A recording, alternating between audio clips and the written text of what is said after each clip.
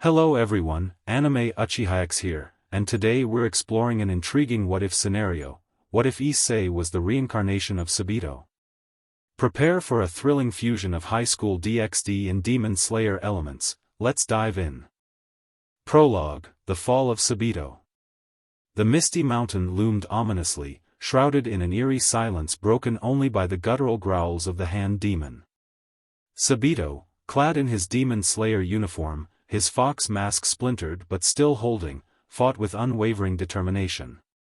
Each strike of his katana was calculated, his movements fluid like water, a testament to the countless hours he had spent perfecting his technique under Urokadaki's tutelage.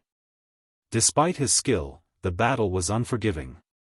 The hand demon was unlike anything he had faced before, a monstrosity fueled by rage, its grotesque form capable of overwhelming even the most experienced demon slayers. Sabito's body screamed in pain, but his resolve never wavered. His final strike aimed to sever the demon's neck. The katana gleamed as it cut through the air, but the demon was faster.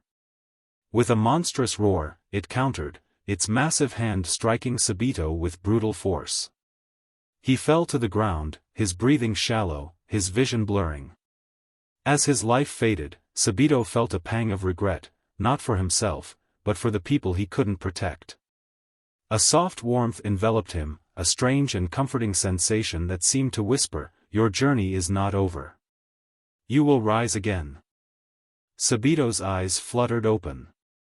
The sounds of a bustling town greeted him, a stark contrast to the silence of the mountain where he had fallen. He wasn't in the Demon Slayer Corps anymore. This much was clear. His small hands, chubby and unfamiliar, caught his attention. "I've been reborn," he muttered, the words escaping his lips with the voice of a child. He looked around the room he was in, brightly lit and filled with toys and soft furniture. A kind woman with short brown hair and warm eyes leaned over him, her smile radiating joy. "Issei," she cooed, "you're awake. My little boy." Her words felt foreign yet familiar. "Issei? Is that me?" Sabito's sharp mind quickly pieced together the truth. His soul had been reincarnated into this new body, a child named Issei Hayadu. Sabito in a modern world. Years passed, and Sabito, now Issei, adjusted to his new life. But despite the ordinary nature of his surroundings, his essence as a warrior remained intact. Even as a toddler, Issei showed remarkable agility and discipline. His parents marveled at their son's unusual grace, often catching him balancing on furniture or swinging sticks as though wielding a blade. By the time he was 5, Issei had mastered the art of controlling his newfound body. Though he had no katana, his movements mirrored the stances and forms of water breathing. His mother once caught him practicing a striking motion in the backyard. "Issei, what are you doing?" Miki asked, tilting her head. "Training," he replied bluntly, the seriousness in his voice startling for someone so young. Miki chuckled. "Training for what? You're just a kid." "You wouldn't understand," Issei thought, keeping his focus. Even if this world didn't have demons, the instincts ingrained in him as a demon slayer refused to fade. By the time Issei turned 15, his memories of being Sabito had fully integrated with his new life. He no longer questioned why he had been reborn, he simply accepted it. But his instincts told him there was a reason he had been granted this second chance. Kuo Town, with its seemingly mundane suburban charm, wasn't as ordinary as it appeared. Strange presences lingered in the shadows, ones that reminded Issei of the demons he once fought. Though he lacked his katana, his body retained the strength and skill he had honed as Sabito. One evening, as Issei walked home from school, a chilling sensation washed over him. He stopped, his senses sharpening. A figure emerged from the darkness, a fallen angel, her black wings spread menacingly. "You don't belong here," she hissed, summoning a spear of light. Issei's instincts kicked in. Though unarmed, his stance shifted into one of the water-breathing forms. The fallen angel lunged, but Issei sidestepped with ease, his movements precise and deliberate. "Who are you?" the fallen angel demanded, frustration flickering across her face. Issei didn't answer. His eyes, filled with the same calm intensity he had as Sabito, locked onto his opponent. "Even in this new world, there are enemies to fight. My purpose remains the same." The night air was cold, and the only sounds were the distant rustling of leaves and the steady breaths of Issei as he prepared to face the fallen angel. Her dark wings stretched wide, her spear of light crackling ominously in her hand. "You're not ordinary," she sneered, her eyes narrowing. "But no matter how skilled you think you are, you're no match for me." Issei didn't respond. He had no weapon, but his stance, rooted, calm, and precise, made it clear he was ready to fight. The fallen angel lunged, her spear thrusting toward him like a lightning bolt. Issei sidestepped with ease, the movement instinctive, his body remembering years of combat training as Sabito. With a swift turn, he aimed a precise strike at her exposed side, his hand mimicking the arc of a blade. Though his bare-handed attacks lacked the edge of a katana, they carried enough force to send the fallen angel stumbling back. "You dare to challenge me without a weapon?" she spat, her voice laced with anger and disbelief. "Don't mistake my lack of a blade for weakness," Issei replied coldly, his voice low but steady. The fight continued, Issei weaving around her attacks with the fluidity of water breathing. Each evasion, each counterstrike, carried the same grace and precision that had once made him a formidable demon slayer. But even as his movements held strong, Issei felt a pang of frustration. His human body, though skilled, lacked the power he once wielded as Sabito. The fallen angel's strength began to wear on him, and for a moment, doubt flickered in his mind. This world isn't supposed to have demons, so why does this feel the same? Why does it feel like I'm back in that cursed forest? With a fierce roar, the fallen angel unleashed a devastating strike. Issei barely managed to dodge, the force of the attack tearing through the ground behind him. He steadied himself, sweat dripping down his brow. Suddenly, a voice broke through the tension. "Stop!" Issei's sharp eyes darted toward the source. A young woman with striking crimson hair stepped out of the shadows, her presence commanding. She wore the Ko Academy uniform, but something about her aura was anything but human. "Rias Gremory," the fallen angel hissed, lowering her spear reluctantly. "This doesn't concern you." Rias stepped closer, her gaze shifting between the two combatants. Her expression was calm, but her crimson eyes glimmered with authority. "It does concern me. You're trespassing in my territory, and I won't allow unnecessary bloodshed." Issei's jaw clenched. He could feel it, the same energy emanating from Rias as the demons he had fought and died trying to slay in his past life. "You're a demon," he said flatly, his tone colder than ice. Rias turned her gaze to him, her expression softening slightly. "I prefer devil. And you must be." "Save it," Issei interrupted, his voice filled with venom. "You're all the same. Monsters who destroy everything they touch." Rias frowned, taken aback by his hostility. "You don't even know me." "I don't need to," Issei snapped. His fists tightened at his sides as memories of Sabito's death, of the countless lives lost to demons, flashed through his mind. "You're no different from the ones I've fought before. You're all killers." The fallen angel laughed bitterly. "It seems we agree on something, devil." "Enough," Rias said firmly, her voice cutting through the tension. She stepped forward, placing herself between Issei and the fallen angel. "I don't know who you are or why you're so hostile, but this fight is over. You're injured, and I won't stand by and watch someone die." Issei glared at her, his stance still defensive. "I don't need your help, demon." "You may not want it, but you'll take it," Rias replied evenly. "If you have a problem with devils, we can talk later. For now, go home before you get yourself killed." Issei hesitated, his pride warring with his survival instincts. Finally, he turned and walked away, his hatred simmering just beneath the surface. Aftermath, the seed of hatred. That night, Issei sat alone in his room, his body sore and his mind racing. He replayed the fight over and over, anger burning in his chest. Why was I brought to this world? He thought bitterly. If it's full of demons like her, what's the point of being reborn? He glanced at his hands, calloused from years of training. The memory of Sabito's death, the faces of the people he couldn't save, haunted him. He clenched his fists, his resolve hardening. If this world is filled with demons, he muttered to himself, then I'll destroy every last one of them. Even if it means standing against the so-called devils, who try to justify their existence. In the distance, the moon shone brightly, illuminating Kuo town, a place teetering on the edge of darkness and light. The first rays of dawn spilled into Issei's room, but he had been awake for hours, his mind restless.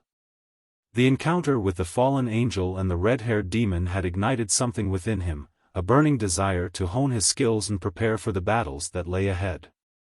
This world may not have the demons I once fought, but its shadows hide creatures just as dangerous. I won't let myself be caught unprepared again, he thought. Issei rose from his bed, his movements quiet to avoid waking his parents. Stepping into the backyard, he felt the crisp morning air bite against his skin. Standing barefoot on the grass, he closed his eyes and took a deep breath. The memories of his training as Sabito surged back. Though he lacked a sword, his body instinctively moved through the water-breathing forms. First form, water surface slash, he murmured, his hand mimicking the sweeping arc of a blade. His steps were light yet deliberate, each movement flowing seamlessly into the next. Despite his young age and modern surroundings, Issei's mind was locked on the past. He could almost feel the weight of a katana in his hand and hear Urokadaki's voice guiding him. Even in this life, I'll uphold my duty to protect the innocent. I'll never allow demons, devils, to roam freely, he vowed silently. Later that day, during breakfast, Issei sat quietly at the table. His parents, Goro and Miki, chatted about their plans for the weekend, but Issei's mind was elsewhere. Finally, he spoke. Mom, Dad, can I ask you for something? His mother looked up, smiling warmly. Of course, sweetie. What is it? I want a katana, he said, his tone serious. The room fell silent for a moment as his parents exchanged puzzled glances. A katana? Like a real sword? Goro asked, raising an eyebrow. Yes, Issei replied, meeting his father's gaze. I want to start practicing swordsmanship. Miki chuckled nervously. Issei, where is this coming from? You've never mentioned wanting to learn sword fighting before. I've been thinking about it for a while, he lied, his expression unwavering. It's something I feel I need to do. Goro leaned back in his chair, studying his son. A katana isn't a toy, Issei. It's a weapon. What do you plan to do with it?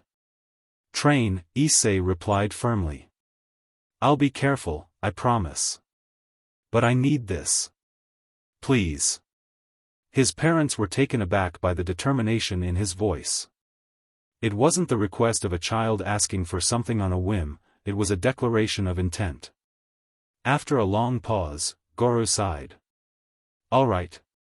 We'll get you a practice katana to start. But you'll need to prove to us that you're responsible enough to handle it. Issei nodded, relief washing over him. Thank you. I won't disappoint you. A week later, Issei's father returned with a wooden practice katana and a real, unsharpened training blade. Though they were far from the weapons he had wielded as Sabito, Issei felt a surge of gratitude. Every morning, before the sun rose, Issei would train in the backyard. The familiar stances and forms of water breathing came back to him with ease, his movements growing sharper and more precise with each passing day. He practiced tirelessly, using the wooden katana to perfect his technique. His body, though young, began to show signs of the strength and discipline he had once possessed. As the days turned into weeks, his parents started to notice the change. Goro watched from the porch one evening as Issei moved through a series of strikes and stances. "He's really serious about this, isn't he?" Goro murmured. Mickey nodded. "I've never seen him so focused.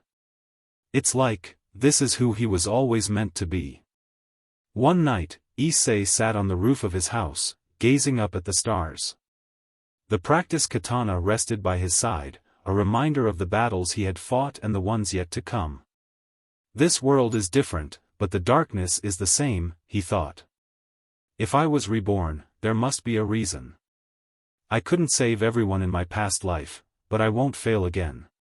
He clenched his fists, his hatred for demons, devils, burning brighter with each passing day.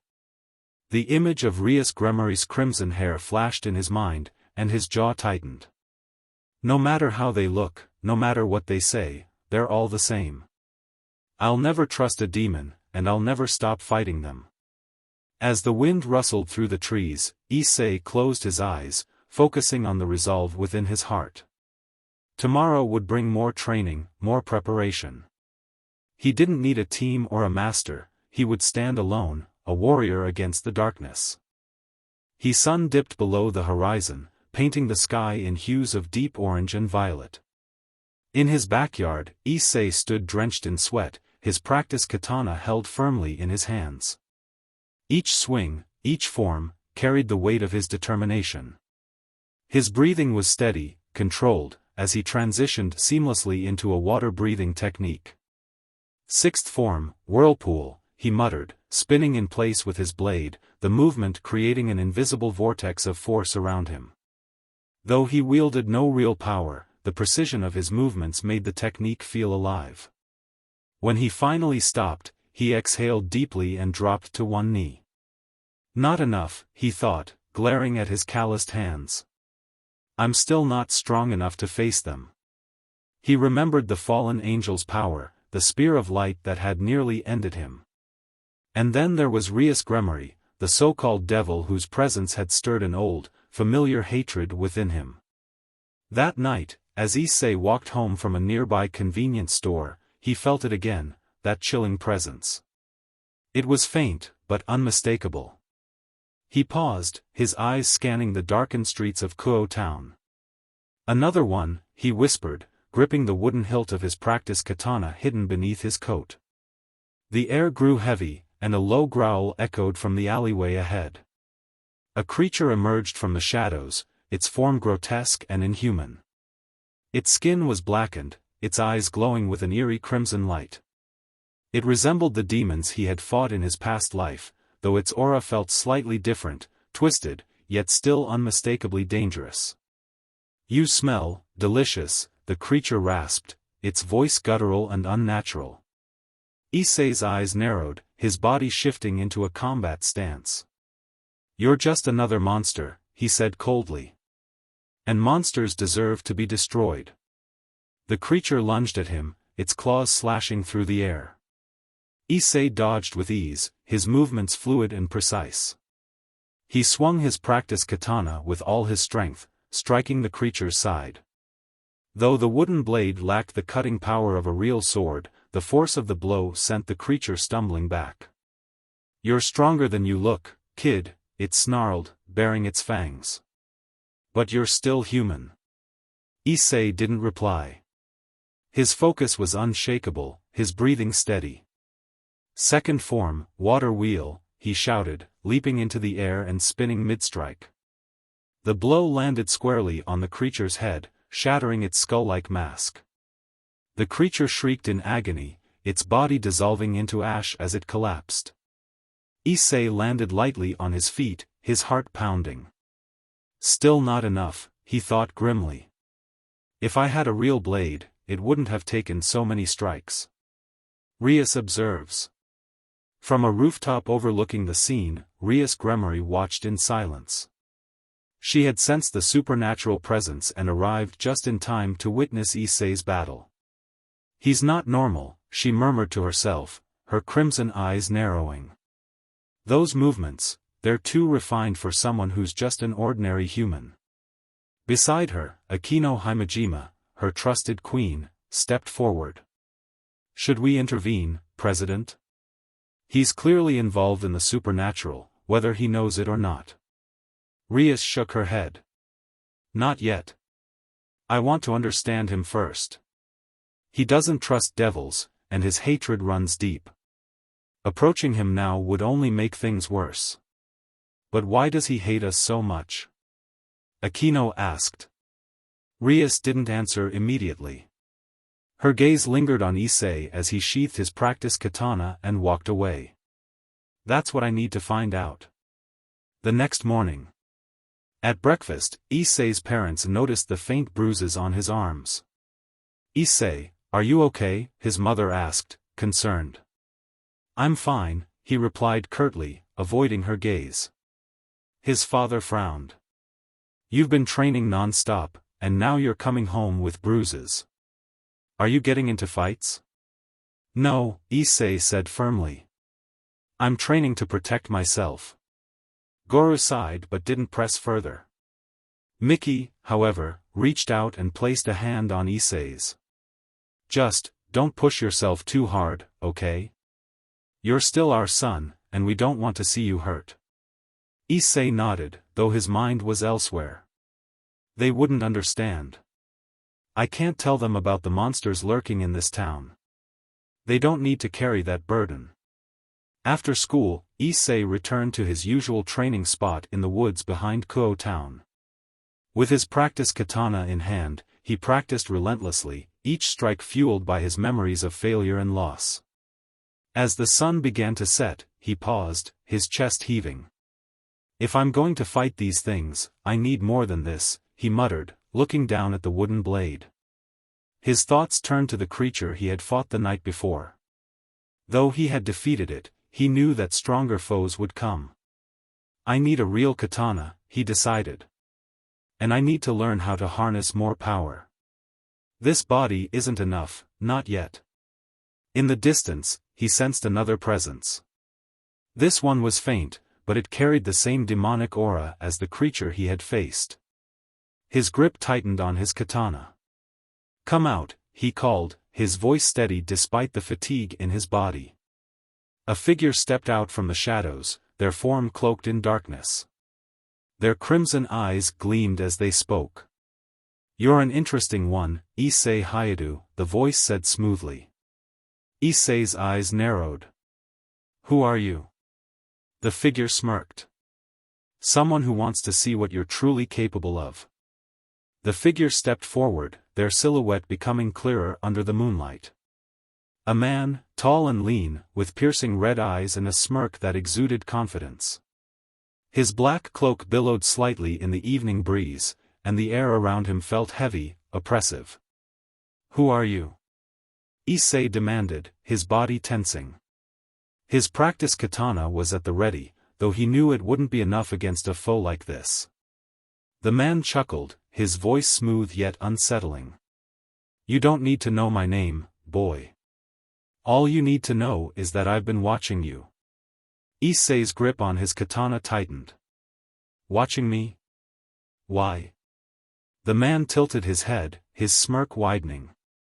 You've been causing quite the stir, fighting creatures you shouldn't even know exist. For a human, you're intriguing. But curiosity only gets you so far. With a flick of his wrist, a dark, blade-like weapon materialized in the man's hand. Its surface pulsed with an unnatural glow, and Issei could feel the raw power emanating from it. You're standing in a world you don't belong to, boy, the man said, his voice dropping to a menacing tone. And I'm here to see if you're worth keeping alive. The man lunged forward, his speed inhuman. Issei barely had time to react, raising his practice katana to block the strike. The wooden blade splintered under the force of the blow, sending him stumbling back. Tch, Issei hissed, tossing aside the broken weapon. He adjusted his stance, his bare hands at the ready. Fighting without a sword? Bold, the man sneered. But foolish. Issei didn't respond. Instead, he launched himself forward, using his agility and precision to dodge the man's next attack. He countered with a punch aimed at the man's midsection, but his opponent sidestepped effortlessly, delivering a swift kick that sent Issei sprawling.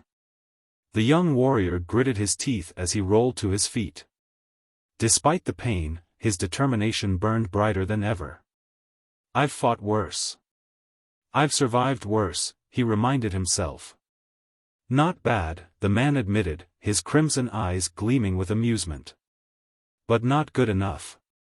Issei's mind raced as he dodged another strike. "I can't beat him head-on.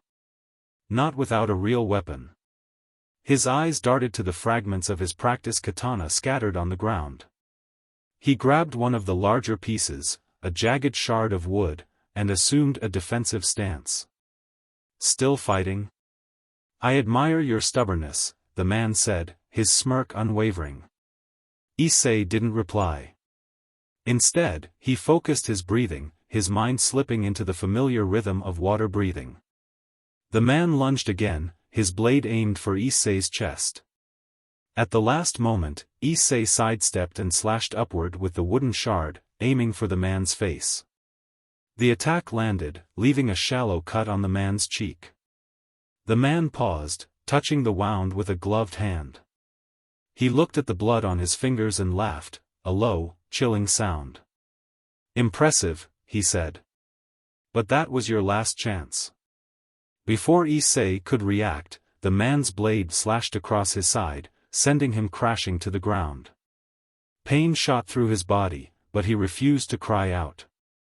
"Pathetic," the man muttered, standing over him. "You have potential, boy, but you lack power. This world will chew you up and spit you out." As Issei struggled to rise, he felt something stir deep within him, a faint, warm energy.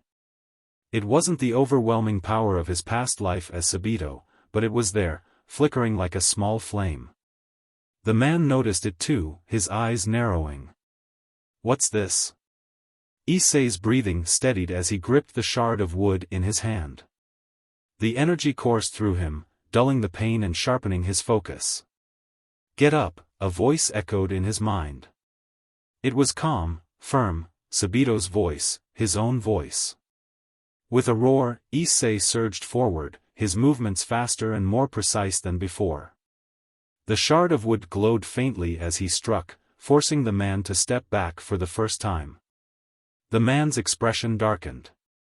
"Interesting. Very interesting."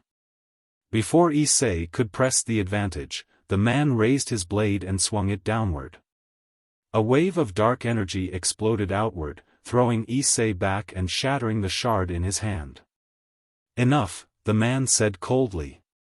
"You've proven your spirit, boy, but you're not ready. Not yet." He turned and began to walk away, his blade dissolving into nothingness. "Wait!" Issei shouted, forcing himself to his feet. "Who are you? Why are you here?" The man paused, glancing back with a smirk. "You'll find out soon enough. But until then, grow stronger. You'll need it." And with that, he vanished into the shadows. Issei limped home that night, his body battered but his mind sharper than ever. That power, it was something, he thought, replaying the fight in his head. But it wasn't enough. Not against someone like him. The encounter had made one thing painfully clear: if he wanted to survive in this world, he needed more than just memories and training. The next morning, he approached his father. "Dad," he said, his voice steady. "I need a real katana." Goro looked at him, startled. "Issei, we've talked about this." "This isn't a hobby," Issei interrupted.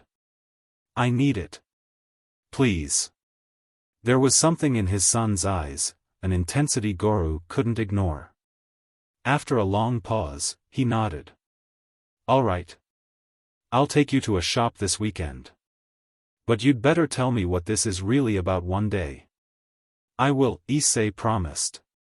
As he returned to his training, Issei's resolve burned brighter than ever. I'll grow stronger. I'll surpass my limits. And when the time comes, I'll make them all pay, devils, demons, and anyone else who threatens this world. And that wraps up today's episode of What If Issei Was the Reincarnation of Sabito? Issei's journey is just getting started, and with each step, his strength and resolve grow stronger. But what challenges lie ahead for him? And who is this mysterious new threat? Stay tuned, because part 2 is coming soon, and trust me, you won't want to miss what happens next.